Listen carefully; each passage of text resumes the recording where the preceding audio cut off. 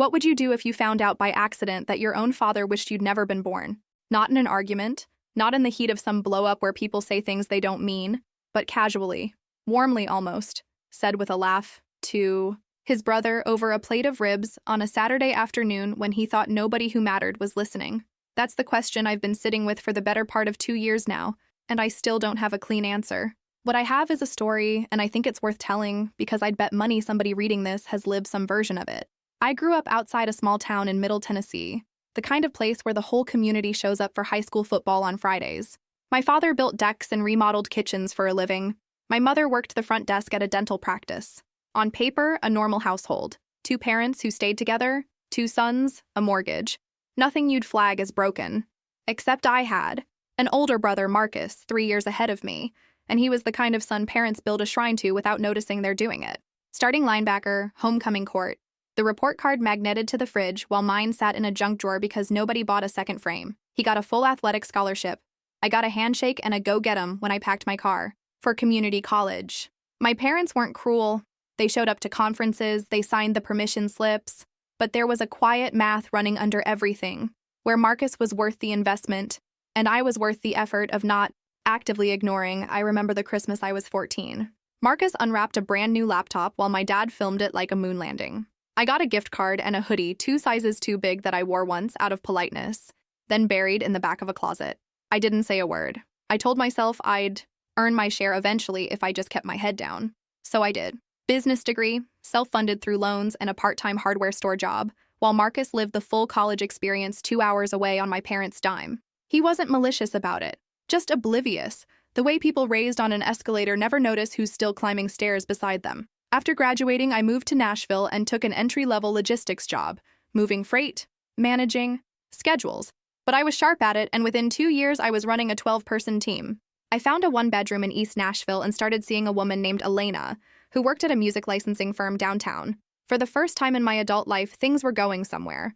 But growing up as the background character in your own family leaves a residue that doesn't wash out just because your life improves. There's a voice that stays with you, telling you it's still not enough. Mine sounded exactly like my father. Rick loved through proximity, never through words. He'd sit in the same room as you for hours and still feel 1,000 miles off. Every Sunday I'd call with news. A promotion, an apartment, a woman I was serious about, and he'd say, "That's good, bud," in the same flat tone he used for a lawnmower he'd just tuned up. Meanwhile, I'd catch him on speakerphone with his brother lit up talking about Marcus's new truck like the kid had cured a disease. I told myself I was being oversensitive, that some men just aren't wordy. Anything to avoid the heavier truth underneath that my father simply didn't see me. Then came the cookout. I wasn't even there, which is the whole cruel joke of it. It was a Saturday in early summer, and I was parked outside a grocery store, phone in hand, running through a list Elena had texted me for a dinner we were hosting that night. My phone buzzed, a voice memo from my dad, which was strange on its own because my father was a call, talk for 90 seconds, say all right then, hang up kind of man. He didn't send voice memos, ever. I hit play. Background noise first. Laughter. A country song playing tinny through someone's speaker. The metallic scrape of a spatula on a grill. Then his voice, loose and easy like he'd had a beer or two, talking to somebody just out of frame. Between you and me, I wish Elliot never happened. A short laugh. Not cruel, not shouted. Almost fond, like he'd just cracked a joke about the weather. 8 seconds. Maybe 9. I've never timed anything so precisely in my life. I sat there with the engine off in 90-degree heat and just kept replaying it. Elena's grocery list was still glowing on the screen underneath. She needed basil, she needed cherry tomatoes, and my brain kept trying to anchor itself to something ordinary, while the rest of me quietly came apart. It had obviously been meant for my uncle. My dad had fat-fingered the wrong contact at some backyard barbecue, some accidental transmission from a private moment straight into my hands, a slip of the thumb. And in that slip, I got a window into exactly how my father talked about me when he thought no one who counted was listening. I never made it inside that store. I drove home, told Elena I felt sick, and spent the evening in the dark pretending to sleep while she hosted our dinner alone. She knew something was wrong. She always knew. But she also knew that night not to push. I didn't call home that Sunday. Or the one after. I never called home again. Not on my own initiative. Not once. The first stretch afterward was brutal. I'd wake up and for a few seconds everything was normal. Then it would land on me again. That sentence looping without permission. Elena noticed the change fast. I got quieter, shorter with my answers. She'd ask how my day went and I'd say fine in the tone that clearly meant it wasn't. I didn't know how to say it out loud. How do you tell your girlfriend your father wishes? You didn't exist? About 3 weeks in, my mother called. I let it go to voicemail. Her message was warm and worried, which somehow made it worse. I started wondering how much she knew, whether he'd said things like this before at other cookouts, while she handed me mashed potatoes and told me I looked thin. Marcus texted, around the same time, breezy as ever. Something about a 4th of July thing at the house, Chelsea's potato salad. Casually assuming I'd show. Casually oblivious to the fact that our father had just detonated my sense of belonging with a memo he never meant to send. I didn't answer. By midsummer, my silence had gotten loud enough to worry people. Dad's worried, one text said. I almost laughed. Worried about what? That I might start existing a little too hard out of spite. My father called once. I watched his name light up my screen and felt my whole chest lock up. I let it go. He didn't leave a message. Probably didn't want to risk another accidental confession landing in my inbox. It was Elena who finally cracked. The damn. One night on the couch, television playing to nobody, she muted it and said plainly, "Something is wrong and you need to tell me or I can't help you." So I told her everything. I handed her my phone and watched her face while she listened. To it, twice, same as I had. She set the phone down on the coffee table like it might detonate and said, "I need you to talk before I throw this thing through a wall." So I talked. Years of it. The bike versus the truck. The flat Sunday phone calls.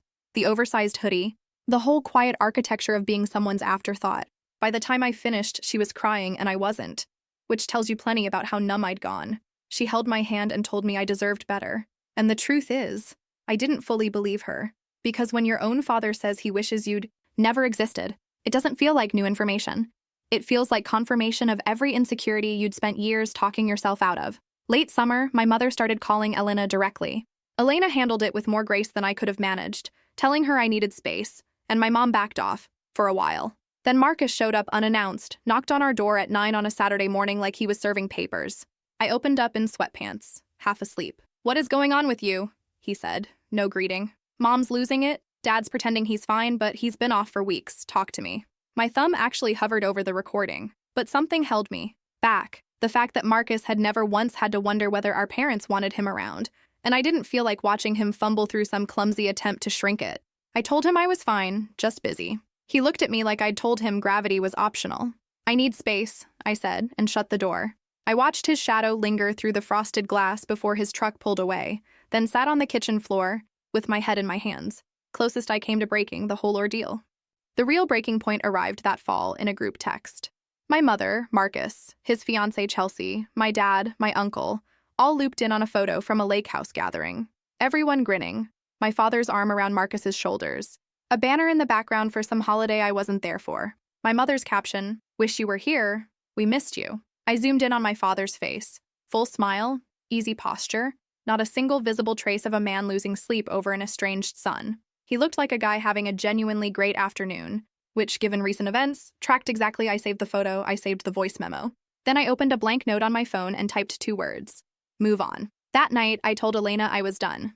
Not with her, with them. Done waiting for a version of my father who wasn't real. Done performing gratitude for scraps.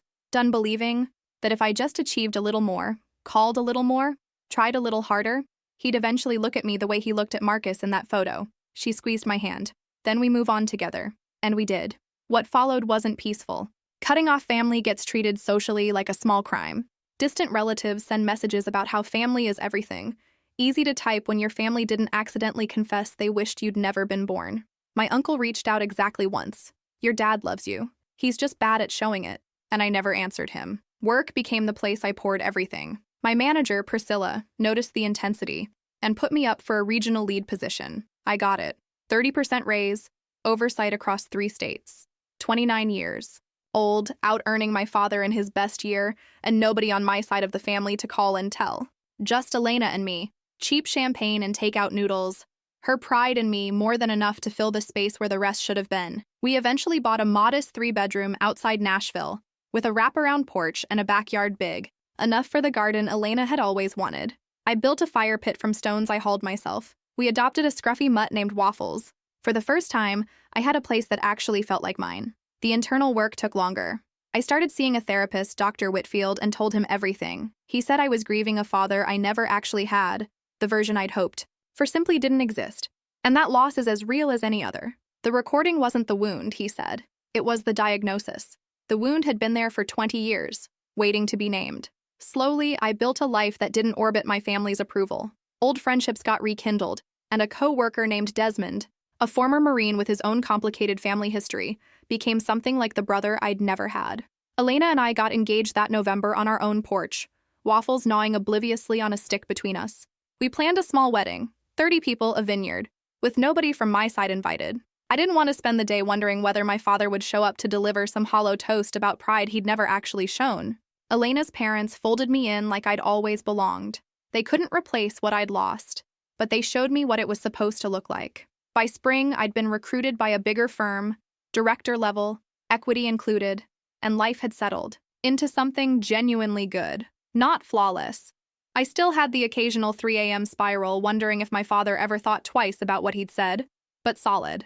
Then the phone rang. Marcus. We hadn't spoken in almost a year. I nearly let it go, but something told me to answer. His voice was different. Flat, serious, none of his usual ease. Dad's business is in real trouble, he said. He'd taken out a loan to expand into commercial contracts. The client backed out. Mid-project, subcontractors were suing, and he owed the bank somewhere north of $300,000. He might lose the house. I stood in my kitchen watching Waffles roll around in the grass and felt nothing. No panic, no reflexive concern. Just a flat, glassy calm, like standing on a frozen lake. Why are you telling me this? I asked. Because he's too proud to ask for help himself, Marcus said. And then, almost as an afterthought, you're doing well. We're all really proud of you. There it was. The exact sentence I'd waited a lifetime to hear, finally delivered, now that they needed something from me. I laughed quietly, involuntarily. I'll think about it, I said, and hung up. I sat with it for 2 weeks before doing anything. Elena finally asked what I wanted to do, and when I said I didn't know, she told me, gently, that I did. I was just scared of what it said about me if I acted on it. She was right. What I actually wanted was to let him sit in the wreckage, the way I'd sat with that recording for a year, and I felt guilty about wanting that, because underneath everything, some part of me still wanted my father to be proud of me. I called Dr. Whitfield for an emergency session and unloaded for the better part of an hour. What he told me at the end stuck. You don't owe anyone your help, but you owe yourself the truth. Whatever you choose, make sure it's coming from clarity, not revenge. So I got clear. I told Desmond the whole story over beers. The recording, the estrangement, Marcus's call. He listened the way he always did, sharp and unflinching, then said, I needed to go see my father face to face. Not for him, for me. Otherwise, it would eat at me for the rest of my life, wondering. I knew he was right, but I wasn't walking in unprepared. I had a friend in commercial real estate quietly look into my father's situation, and it was worse than Marcus had let on. A personal guarantee on the loan meant the bank could come after everything, house included, and Marcus had co-signed part of it, meaning his own finances were now tangled up in the mess too. That detail didn't make me want to help less. It clarified exactly what was happening. This wasn't a family rallying together, it was a family realizing, out of financial necessity, that the invisible son was the only one still standing upright. Elena and I sat down and mapped our finances together. We were stable. Whatever I chose to do would come with clear boundaries, agreed on together beforehand. I also wrote out, longhand, every single thing I'd wanted to say to my father. Not to send, but to say aloud. I practiced it in our bedroom, while Waffles watched with his head cocked like I was rehearsing the world's worst speech. I drove up on a Saturday, Elena waiting at a coffee shop while I went to the house alone. My mother was safely out at her usual volunteer shift. The house looked exactly as I remembered. Same white siding, same cracked driveway he always swore he'd repave, same garden gnomes standing sentinel by the walk. I knocked. Footsteps. The door opened, and there was my father. Thinner, grayer, dark circles I'd never seen before, staring at me like he was looking at a ghost. In a way, he was.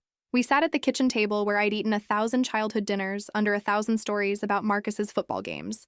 I set my phone between us and hit play before either of us said much of anything. The barbecue noise, the laugh, the sentence. 8 seconds, maybe 9, and the whole kitchen went dead silent afterward. His face didn't flush.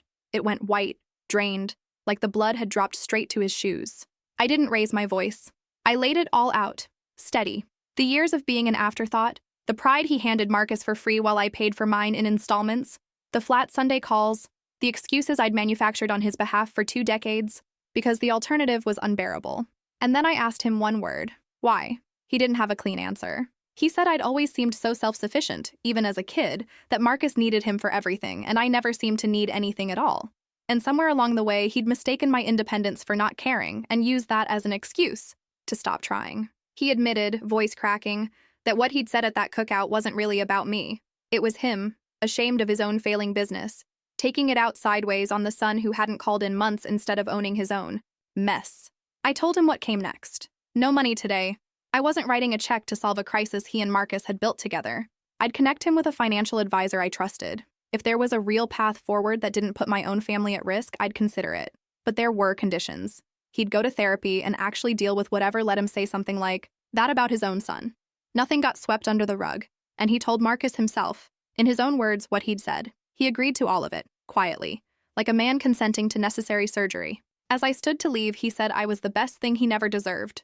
I didn't hug him. I wasn't there yet, but I said we'd see and meant it. My father's been in therapy 8 months now. Marcus called after learning the truth, went quiet for a long stretch, and finally said he'd had no idea, that he was sorry he never noticed. I told him that was exactly the point. The favorite never notices because the whole system is quietly built around them. The financial situation eventually got untangled with the advisor's help. Marcus covered his share of the debt. I covered a portion of the legal costs, not out of obligation, just because it was right, and I could afford it without touching what Elena and I had built. We got married that April at the Vineyard, 34 guests, waffles as an extremely unqualified ring bearer. My father came, sat in the second row, and cried through the entire ceremony. At the reception, he pulled me aside and told me he was proud of me, that he should have said it years ago. I told him he should have, but I said it smiling, because I wasn't that same guy sitting in a scorching car outside a grocery store, replaying 9 seconds of audio and wondering what was wrong with him. I was a man with a wife, a dog, a house, and a career I'd built with my own hands, without his approval and without his permission. If he wanted a place in that life now, he'd have to earn it the same way I earned everything else, one day at a time.